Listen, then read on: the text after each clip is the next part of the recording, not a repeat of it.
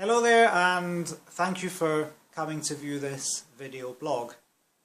Keeping up appearances. Yes, I know the title's from the BBC sitcom of the 1980s, and some of you may remember it fondly and others may think back and think, gosh, what a terrible piece of scripting, with the benefit of hindsight of course, but there must be something in it because, as we all know, appearance is important.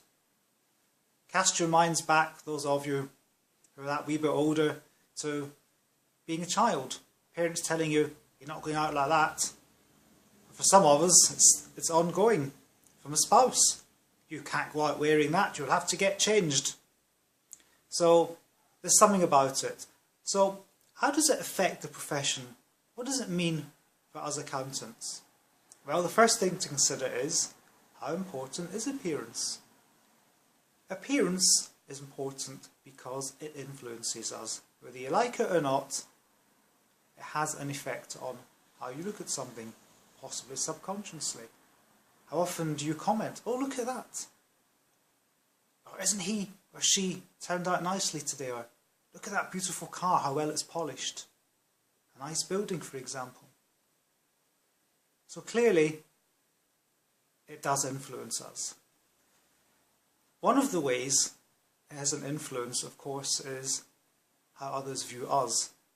And a good appearance gives the impression to people, if it's of material wealth, that you are successful. And people like to associate with those who are successful. Just look at the followings that film stars, footballers and other celebrities have. It also inspires confidence people have in you. And you are, of course, in the business of giving advice. So it's very important that people, your customers, your clients, have actually got confidence in you. Which leads us on to the next question. How far do you need to go to keep up appearances? Let me tell you a favourite story of mine. It's actually happened to me. Around 20 years ago, give or take, I had an uncle who was visiting from abroad, and he said to my late father, so what's the latest on the shares? So father said to him, well, I'll ask Norman. The uncle stepped back and frowned and said, what does he know? Look at him driving a big old car, thinks he knows it all. Well, the car in question was a Saab 9000 CDS, barge of a car. And at the time it was quite a few years old when I had it, but it was my first move into larger cars, and it was a tremendously comfortable car, had a certain presence, but it looked tired, and in some respects it was tired. So Uncle dismissed the value of my advice with a sweep of the hand. About a year and a half, 2 years later, he was visiting again and says to Father, so what's the latest on the shares? Father responds, why don't you speak to Norman? Uncle looks out the window and sees a brand new gleaming Saab 9.3, the latest model. I had in the intervening period been blessed with material success in my business, and I had leased a car. Uncle strokes his chin, looks out the window, turns to Father and says, well, the boy must know what he's doing. Look at that new car. Did I know what I was doing? Who knows? Certainly know a lot more now than I did then.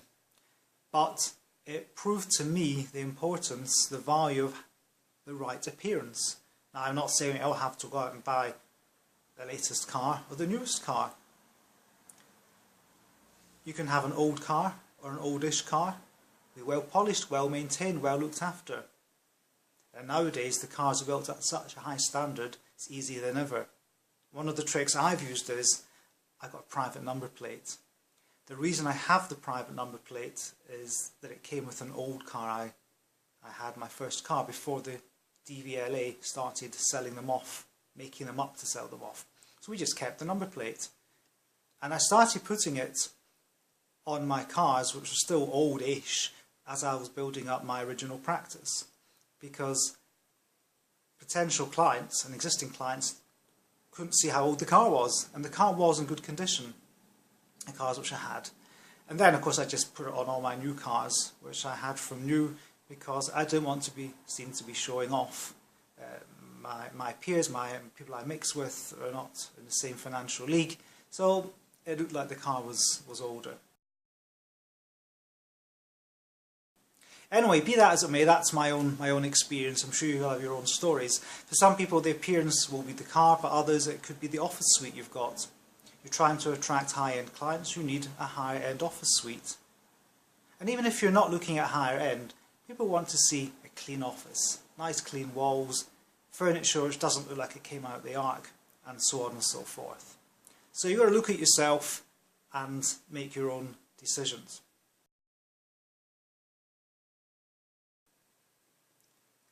Do I have a favourite appearance in terms of a day-to-day conduct?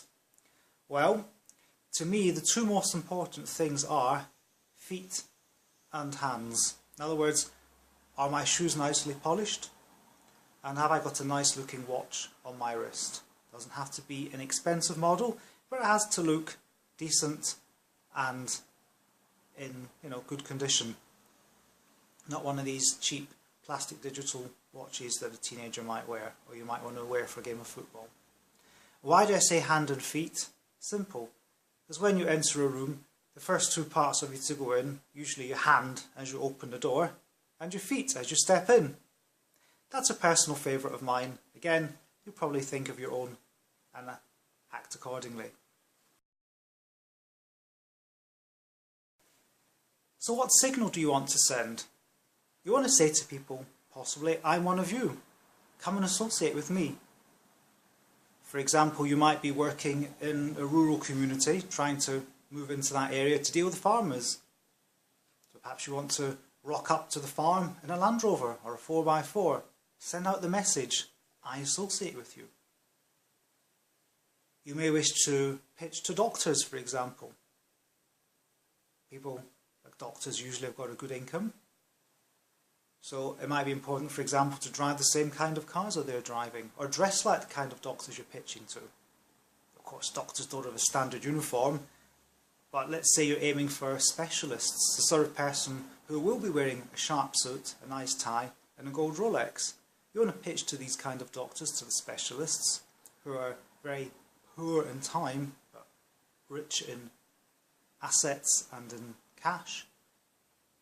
They want a certain type of service, they want to associate with a certain type of person. So perhaps you need to go out market in terms of how you dress. Again, these are decisions which only you can make. But think what the message is that you're trying to get out.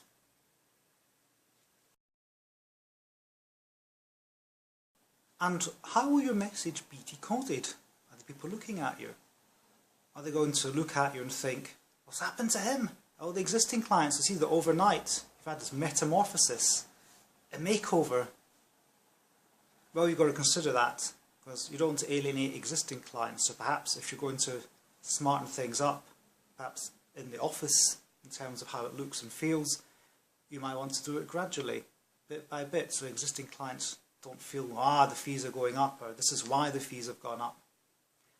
You may wish to drive a classic car. Great way to get noticed, although some people might think you're eccentric. A number plate? Well, you look around you often see number plates like something, whatever it is, ACA, FCA. Personally not a favourite of mine, but it does send a certain type of message. But be careful, of course. You don't end up with a number plate like FCA1, somewhat vain in the eyes of many people. Again, you've got to take a measured decision, but there is something to appearance. Don't just dismiss it. So, thank you for listening, and if you want to send in your own stories or your own examples, please feel free to join in the blog. Goodbye.